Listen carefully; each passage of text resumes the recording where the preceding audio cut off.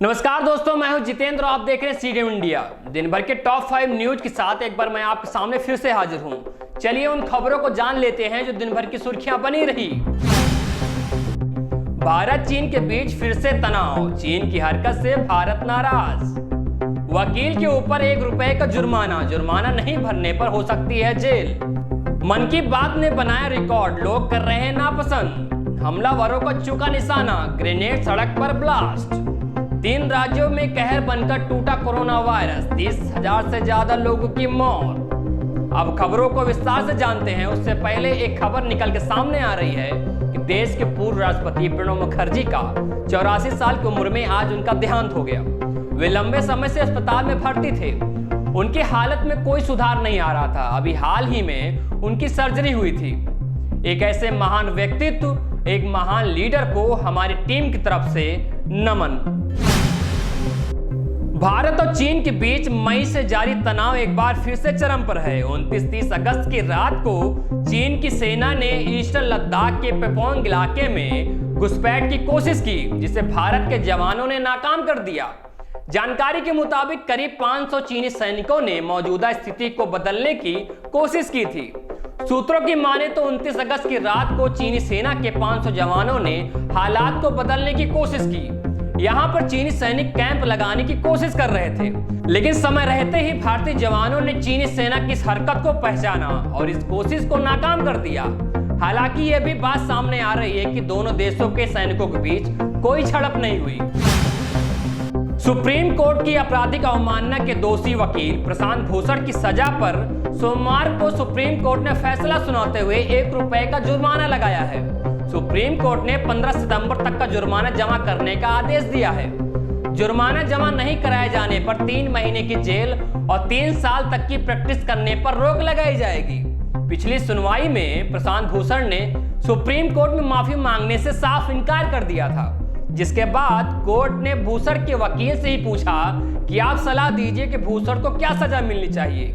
Supreme court के पिछले मंगलवार को सुनवाई पूरी कर सजा पर फैसला सुरक्षित रख लिया था। कोर्ट ने सुनवाई में सुप्रीम कोर्ट की आपराधिक अवमानना के 2020 के मामले में दोषी प्रशांत भूषण को सजा सुनाने के मुद्दे पर अटॉर्नी जनरल से उनकी राय मांगी थी, जिस पर अटॉर्नी जनरल ने कहा कि भूषण का ट्वीट यह बताने के लिए था कि जुडिशरी को अपने अंदर सुधार लाने की जरूरत है। प्रधानमंत्री नरेंद्र मोदी ने रविवार यानी 30 अगस्त को अपने मासिक रेडियो कार्यक्रम मन की बात को संबोधित किया, मगर सोशल मीडिया प्लेटफॉर्म पर यूट्यूब पर दर्शकों के रिएक्शन को देखकर ऐसा लग रहा है कि यह लोगों को रास नहीं आया।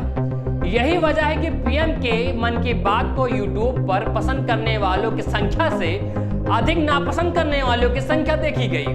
दरअसल प्रधानमंत्री नरेंद्र मोदी के नाम से बने YouTube account Narendra Modi, prime minister Narendra Modi मन की बात विद नेशन शीर्ष से वीडियो को अपलोडेड है। इस वीडियो के आंकड़े पर गौर करने से पता चलता है कि इस वीडियो को 35,000 लोगों ने जहां लाइक किया है, वहीं 90,000 लोगों ने डिसलाइक किया है। अब तक इस वीडियो को 6,68,852 व्यूज मिल चुके हैं। जम्मू कश्मीर के बालामुरा में आतंकियों ने सोमवार को सेना की गाड़ी पर ग्रेनेड से हमला करने की कोशिश की। घटना बालामुरा के आजादगंज इलाके की है। निशाना चूकने की वजह से ग्रेनेड सड़क पर ही ब्लास्ट हो गया, जिससे वहां पर मौजूद 6 लोग घायल हो गए। जम्मू कश्मीर ने बताया कि इलाके की घेराबंदी कर दी गई है। आतंकियों की तलाश के लिए सर्च ऑपरेशन चलाया जा रहा है।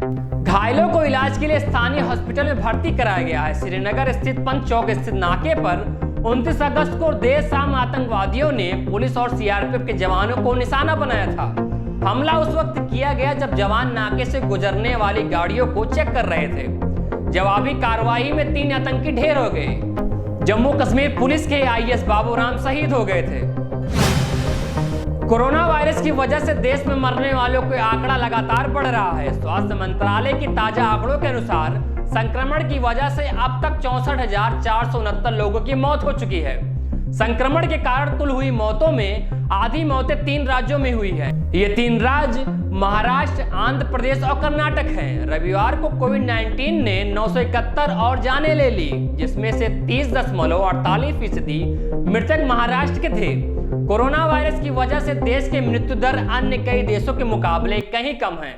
दुनिया में यह दर 3.34% है, तो भारत में मृत्यु दर 1.78% है। सरकार की कोशिश दर को 1% पर लाने की है। दोस्तों, अब मैं आपसे विदा लेता हूं, मिलता हूं अपने फिर से अगले वीडियो में। तब तक आप अपना ख्याल रखिए, स्वस्थ रहिए, अच्छा सोचिए, अच्छा करिए। जय हिंद।